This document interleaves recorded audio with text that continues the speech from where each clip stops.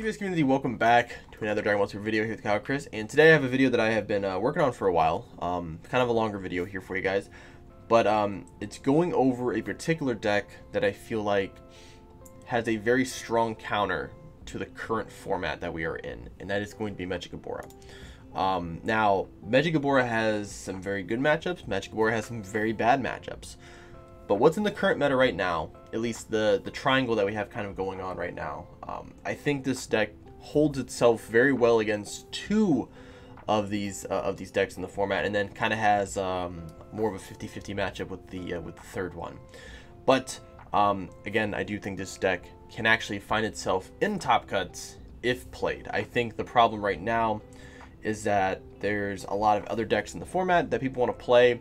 So this deck doesn't get as much play, and the people who do play it may not top or place well with it. So obviously it results in, data is, at a smaller limited amount.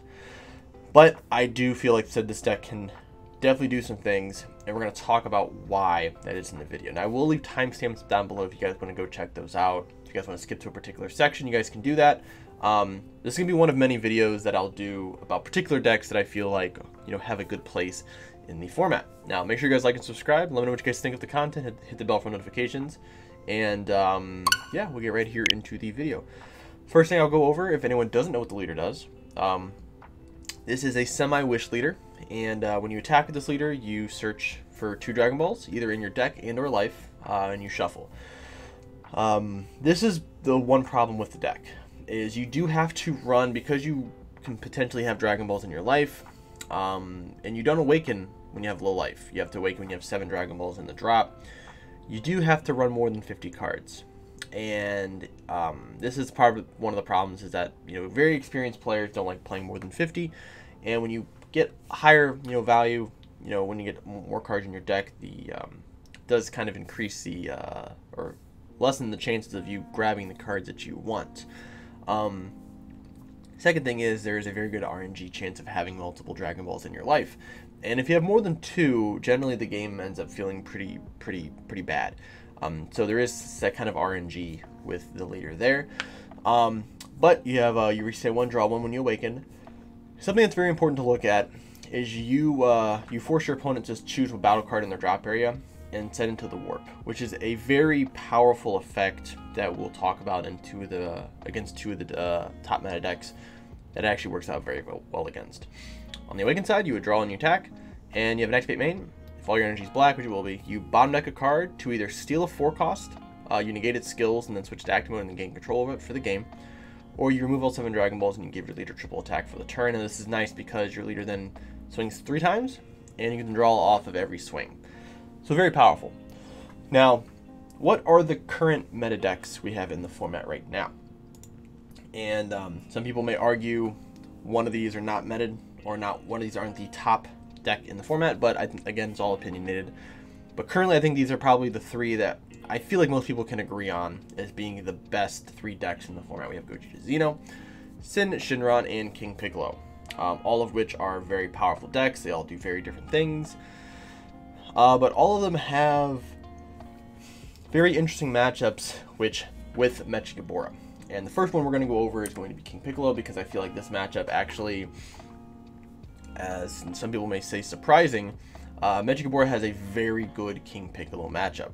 Now, this is kind of what King Piccolo kind of thrives off of during most of the game here. You have your Piccolo Jr. Unison, you have your Tambourine and your Cymbal, which are kind of your big playmakers in the deck, since Drum has been limited to 1 for some time. Your Counterplay Yamcha, which does hurt the deck quite a bit. And then you have your Piano, which is your draw source engine. Now, all these cards and many other cards definitely make up how powerful King Piccolo can be. But one of the big things with King Piccolo is a lot of the cards don't have any defensive keyword skills. And you also do need to put cards in your drop area, right? For your overwhelm abilities, for like fighting against fates or whatever else you're going to play. But also because this symbol here, your symbol card allows you to take a Demon Clan from the drop area and draw. And that's very important for this deck, because it gains your units in a marker and also gives you a draw power card, right? Now, this card doesn't have any defense. Tambourine doesn't have any defense. Piano does have some built-in defense, but if you guys read the card, it only says when it's placed in the drop area by an opponent's skill. And we're a black deck, so we don't really worry about the drop area too much. We're going to end up sending it to the warp, right? So what can we do as a Mechikabura player to sort of counteract King Piccolo? Well, there's a few different things. One is this card here, Shroom Ritual at hand. I think this card, from someone who's played the deck the entire, its entirety of, being released, this obviously has been the weaker out of the three being, Salsa, Shroom, and Toa. Definitely been the weaker out of the three. However, this card does very well in this matchup, and it's it's a card that your opponent essentially has to counterplay. If they don't Yamcha this card's going to have way too much value on board. So it doesn't have any value when you play it outside of putting 2 Dragon Balls potentially in the drop area, up to 2. But when you attack, you choose your opponent chooses a battle card in their drop area and sends it to the warp. Again, very powerful because they just have to choose a battle card, so it can be a Demon Clan, it can be whatever. They have the Namekian, I think it's a Namekian Demon Clan promo, the one where you warp it to give something 5k. You have to warp that. You have to warp Tambourine or Assault, whatever's in the drop area. You have to warp that. Then you get to warp a 3 or less on board. And if you do look here, a lot of their cards, these are just a few of them, most of their cards are going to be under 3 cost. And you're able to essentially just take any of those and just send them to the warp, right? So not only are you clearing something on board, but you're also clearing something from the drop area to mitigate any form of drop area shenanigans or drop, overwhelm requirements, drawing effects from symbol, different things that they can do, right? Another card you actually can use is going to be this Yearning for the Dark Dragon Ball. So everyone obviously uses the effect of the Dragon Ball to pitch a card, right? And a lot of people don't actually use this effect. Which is like your opponent chooses one of their battle cards, 1 cost. It costs 1 energy, and you send it to the warp. So if for whatever reason they have their piano on board, you can just discard this card and then they warp their piano, right? Now piano obviously isn't a huge thing because the deck does function without piano, and I think a lot of the top players actually have learned to play without piano. So it's not something that a lot of players are actually going to deal with, but it's something that they will essentially they know it's it's gonna happen, right? But just being able to remove the piano does give you some decent hey, you can't play this card type of thing, right? Same thing for BMS. If they play BMS, because you do play cards off of skills, you can just use this to also warp the BMS, right? Darkest Judgment is an extremely powerful card, and I think going into this coming format, extra cards that can be worked as negates are going to be much more powerful than previously in other formats. Mainly because yellow is not a huge thing currently. Counters, so the cooler counter isn't a huge worry right now. But also red decks like King Piccolo, they will run the Vegeta Resolve Renewed, which is that 3-drop, becomes a 1 cost past turn 3, and you can counterplay any 2-drops. So if you use your Poutine negate, if you use a Goku negate or a Oceanus, they can just tap 1, drop the card, you don't get the floodgate effect, and you just tap 2 energy for no reason. So this also doubles as a 1-drop negate, but more importantly, when your opponent has 3 more cards in the warp, this acts as a free black Senzu Bean on defense. And since a lot of their cards that they're swinging at you are 20 or 15k, excluding Tambourine, this will allow you to get over that hump, so now your opponent has to combo more cards, and this also sticks for the turn, so you're able to give your opponent, you can give any of your battle cards, Unison or your leader, 5k for the turn. Another card that's incredibly powerful is this King Vegeta, A Kingdom Lost. So 19k barrier double strike, you warp a card off your opponent's board or a card from their hand, which obviously we're going to go for the hand, it's just more value that way. But when this card's in rest mode, your opponent can't attack your leader unless they warp a card from their hand. And it is only once per turn, so generally they may just do it. But you can use Darkest Judgment on this guy, makes him a pretty big boy. But also allows you to just swing at your opponent's Unison, and they can't Wolfang Fist it. I'm sorry, they can Wolfang Fist it, but it's still gonna live. They can't Yamcha this card. It's gonna live, right? They can't kill it with their Unison auto if you negate. This card's gonna stick on board. And unfortunately, it is a unique card, but being able to play this card down is going to establish such a powerful card for your opponent to deal with. And most people aren't maining or siding Kaioken, I've found, in King Piccolo, because Slug isn't a huge card right now. So people probably, if they still do, you know, they can kill this obviously, but now they're using 2 energy to do that. So you're actually trading energy, and having 1 energy open on offense or defense for King Piccolo isn't the greatest. They kind of want to have probably a little bit more, but you know, to each his own. And the last card here is going to be Koitsukai. This card obviously is just very, very good, but it is main deckable in this because we are a black deck, so we can charge it if we need to. But this card's always just a very good card to run, whether in the main or the side deck, against decks like King Piccolo. Now the next one is going to be Sin, and I will go on record and say this is probably the easiest matchup for Mechikabura to win. This isn't even a contest, honestly. I know a lot of decks struggle with Sin. Mechikabura completely devours this deck in every facet. Because Sin has to play a lot of their stuff from the drop area in order to get their really big effect off, they're putting all these battle cards in the drop area, whether it's from Oceanus off the burst, whether it's from Nova off the burst. Playing the 4-drop, you have to put the 1-drop ball in the drop area. You're never going to have those balls in the drop. No, you're never going to have those balls in your drop area. They're going to be gone. And it gets to a point where Sin it doesn't feel like value for them to tap 6. So they're going to have to beat you a different way. And this 9-drop here, as good as this card is, in this matchup, this card actually just gets removed extremely quickly. It's almost not a contest with it. Now, how is that, right? So this card here, Demon God Toa, this is essentially a 1-drop version of max power Kamehameha for this deck, right? This is a 5k battle card version of the Realm of the Gods cards for other decks, because this card's had this card since this deck's come out. It's a 1-drop, choose any of your opponent's battle card, send it to the warp, and then they warp a card from their hand and draw a card, right? So you play this and you warp their 9-drop, right? Now before you do that, you have some other plays that you can do, like this, the Dark Empire Strikes Back. So one big thing that Mechikabura players I find they do a lot is they try to speed Awaken in every matchup. In some matchups it's good. Sometimes you want to be able to speed Awaken. Other matchups like Sin, you don't really need to. Sin doesn't, you know, aggro you enough, unless they are playing the aggro variant, which then you will kind of change your build up a little bit. But in most matchups, like in this matchup here, like in most time when you play against Sin, you're not going to just use this effect willy-nilly, right? So you pitch this in a demon or a ball, and you draw 2, and your opponent warps a card from their drop area, a battle card. Every battle card in their drop area can be affected by that, including the 1-star balls. The permanent effect of it not being able to be chosen by skills is in the battle area, so drop area doesn't have any of those effects. So you don't really use these effects until your opponent actually puts battle cards in the drop area due to the 1-star effect, Oceanus, or whatever, right? And then you just use these, and you just warp everything out of the drop area.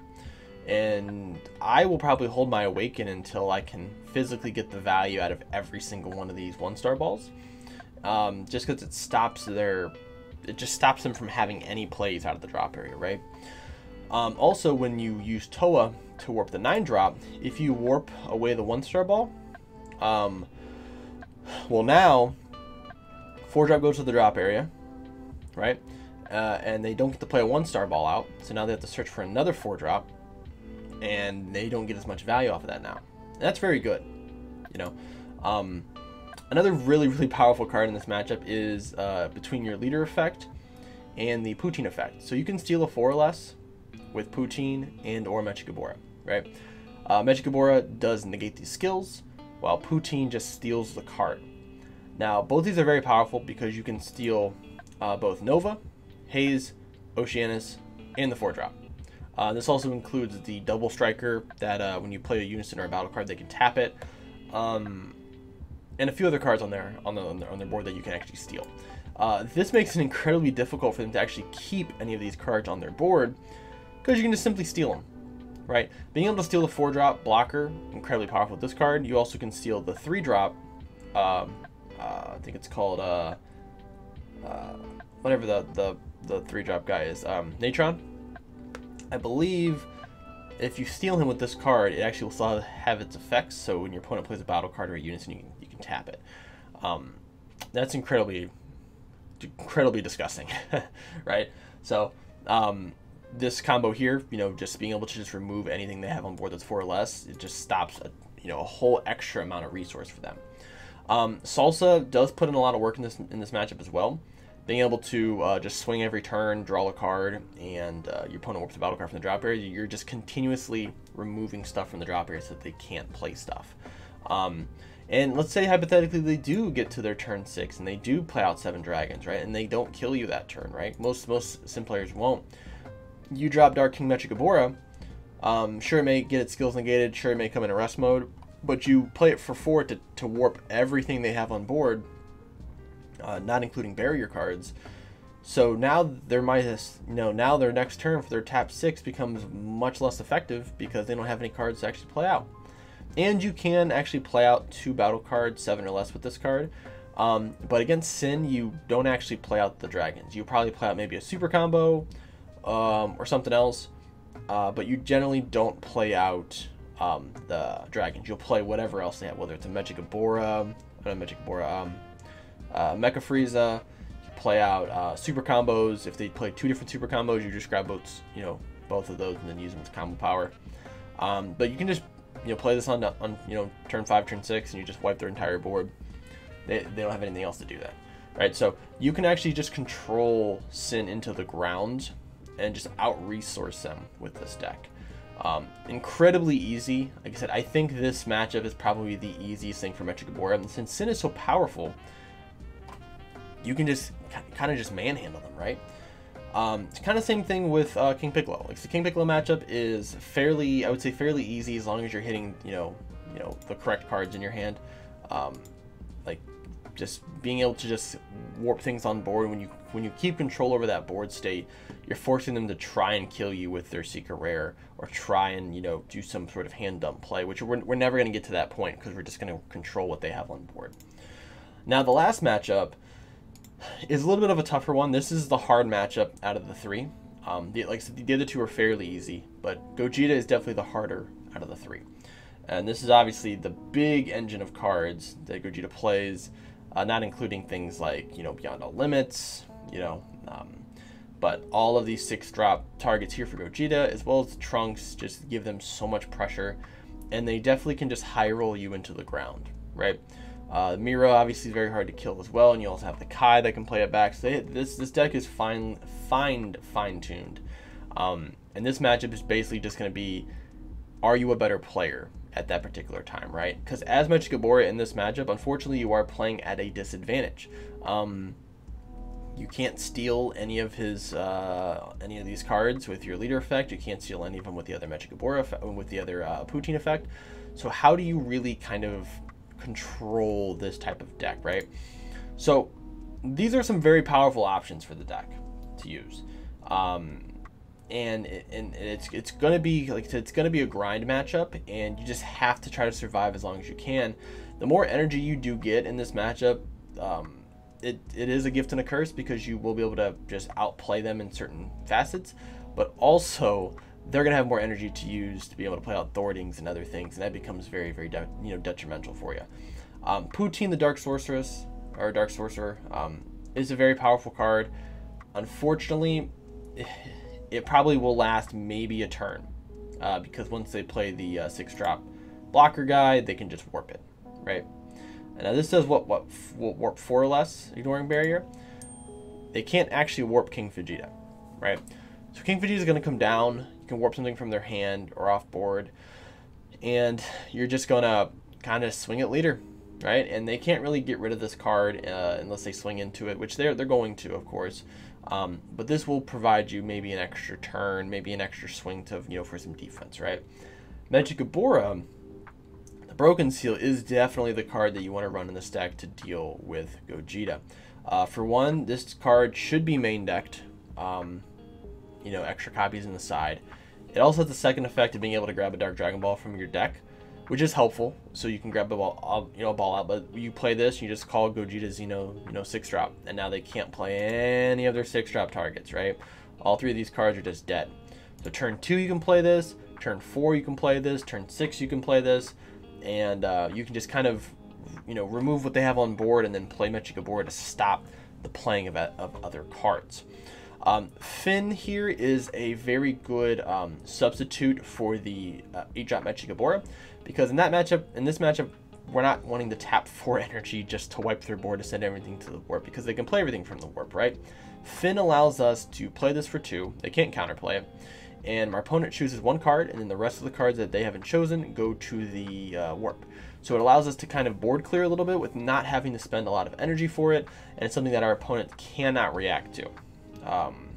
It will do helpful work, being able to remove True Fighting Spirits, being able to just remove other cards on board, and then using this to swing into stuff. It's pretty valuable. Now, if you do get the turn 5, which is possible, especially with True Fighting Spirit being limited to 1 now, I'm referring to the Goku, your floodgates, pre-Gogeta being at 4 life, you can throw down a Poutine negate, and your opponent's not going to want to warp 2 cards from their hands, so they're probably just going to pass. And it's good to stall out a little bit, but this card here can end up just winning you the game flat out on turn 5.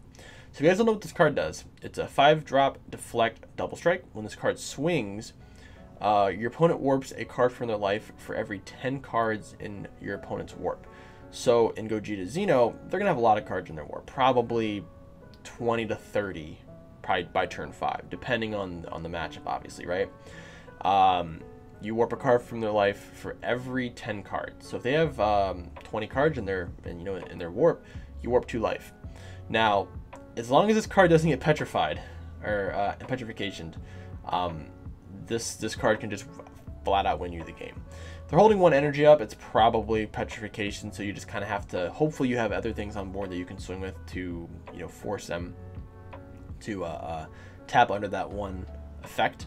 But being able to play this and then swing with it and just warping 2 life is incredibly powerful. It does warp a life if you if you take a life from your opponent, but that effect is secondary.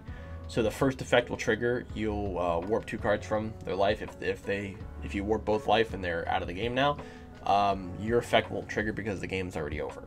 So this is a very good main deck card. Pre-side, obviously, you're just putting this card in. You may run this as a 1-of in best of 3 in the main deck, and maybe a second one on the side. And it has other, you know, matchups where it's a decent card, but Gogeta Xeno, for sure, this is the best card you're going to play against Gogeta Xeno. Now, is this a foolproof way of beating Gogeta Xeno? No, but I do have some things that we'll talk about in another video about actually how to beat Gogeta Xeno as Mechikabura. It's spoiler, you are playing at a disadvantage against the entire time as you're playing against Gogeta Xeno, but the best weapon against Gogeta Xeno is Gogeta Xeno, right? Gogeta Xeno is its worst enemy with its RNG, its mills, and if it mills bad, you can just beat it. If it mills really good, I don't think there's a deck in the game that can actually beat it, but the deck itself can beat itself, and has. We have seen that quite a bit. Now, there are 2 different ways of building the secondary core in Mechikabura. The first core, obviously, is all the Ritual at Hand cards, King Vegeta, Mechikabura, those type of things, right? But then there's 2 different builds that you kind of have to weigh out when you're playing this deck. Both of them have their strengths, both of them have their weaknesses, which you have the King Summon route, and you have the Poutine Swap route. Both are definitely interesting ways of playing the deck. Both of them provide different sort of play styles, and both of them are, I would say, fairly decent. I lean more towards the Poutine archetype currently in this format, but Mechikabura does, you know, provide a lot of interesting play lines, which we will talk about first. So the Magikabora card, it's you tap 2, you crit a life, your opponent warps, you send one battle card from your opponent's drop area to the warp, which you send it to the warp, meaning you can target cards in the U7 deck because you are targeting it, and you can actually warp the card from the drop. Then you play out 2 2-drop battle cards that are Demon Gods or Evil Wizards or Demon Realm Race that are not Mechikabura named, and you play them out. So it's a 2-drop that plays 2 battle cards out and warps the battle card from the drop. It's pretty powerful, right? In blue, this card's never going to work. In yellow, it's not a good idea because it's just going to get tapped down. Blue, like I said, God Sealing, right?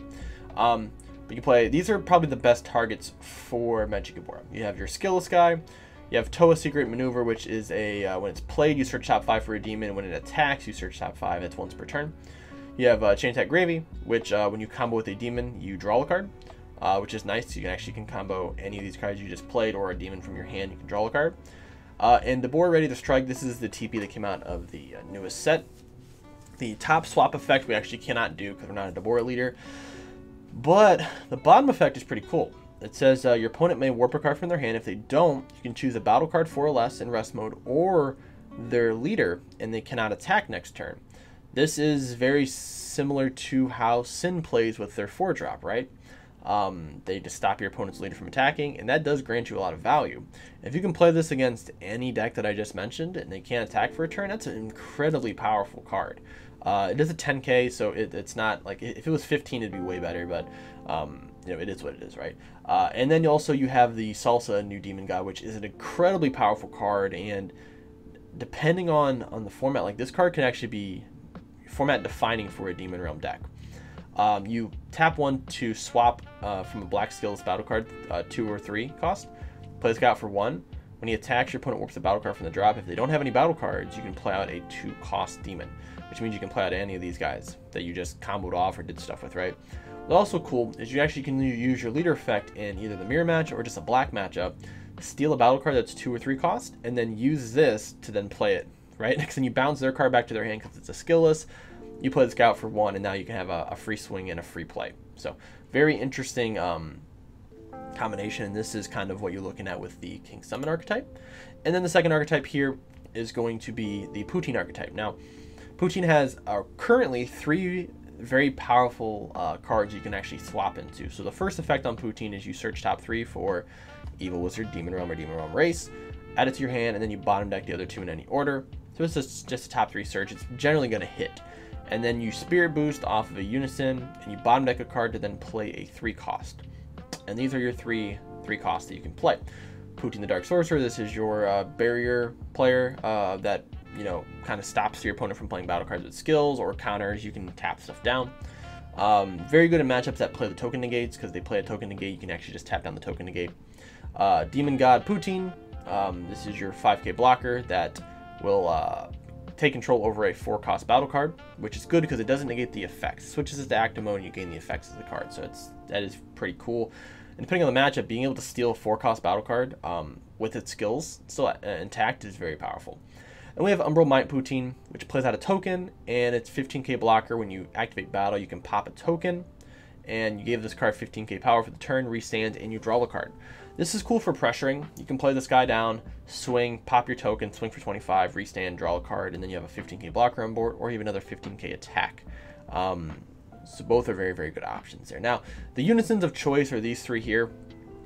And unless we get another really good unison coming out of this next set, this is probably the unisons you're going to have to play. And just finding a good combination of the 2. Obviously, Bardock is everyone's favorite choice just because it's a 15k +1 draw 1, right? It's incredibly powerful. Also has good utility with the Spirit Boost effect from this, being able to warp a battle card from your opponent's drop area, right? Very, very powerful effect. -2 is also good. Stop your opponent from attacking with battle cards unless they want to warp a card from their hand. It's pretty good. Shinron, I almost said Shinron. Yeah, I almost said Sin Shinron, but Shinron here, Eternal Spirit. This is a +2 unison, which is why I feel like it is pretty powerful for the Spirit Boost effect, because you can just Spirit, you +2, you bottom deck a card or pitch a card to draw a card, and then you now have a unison that's gaining 2 markers per turn, right? Being able to Spirit Boost off of that is also very powerful because it doesn't like kill your unison. And when you Spirit Boost, this card gains blocker.